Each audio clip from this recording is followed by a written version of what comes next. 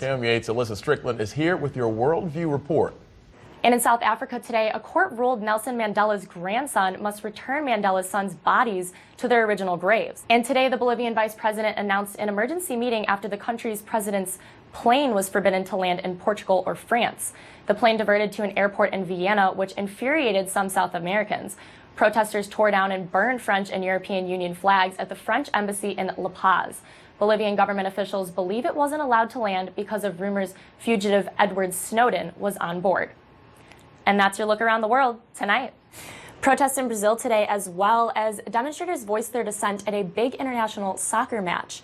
Anti-government protesters, angered by the amount the government spends on high-profile sporting events, gathered outside the Confederations Cup semifinal between Brazil and Uruguay. And that's your look around the world tonight. KOMU8's Alyssa Strickland has tonight's Worldview.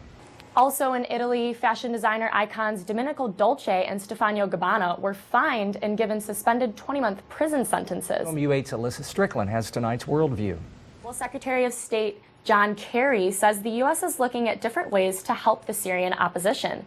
Kerry made the announcement after meeting with British Foreign Secretary William Hague this afternoon. Officials say they hope they will be able to reach a decision this week on arming the rebels to halt the violence and also motivate the government and the opposition to hold peace talks. Kerry says neither side will win with the way things are currently going. And that's your look around the world tonight. KOMU8's Alyssa Strickland has those stories and more in tonight's Worldview. A volcano in southern Peru has reached crisis point, according to local researchers. KOMU8's Alyssa Strickland has tonight's Worldview. Turkey's deputy prime minister met today with representatives of a protest group.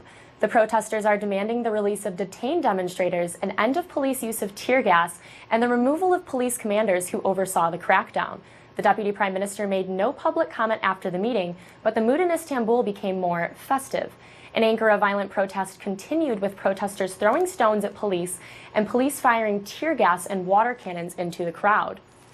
99 people in Italy and Spain were arrested Monday under suspicions that they are connected to organized crime. And back in the States, a Philadelphia building collapsed this morning, trapping people inside. And that's your look around the world tonight.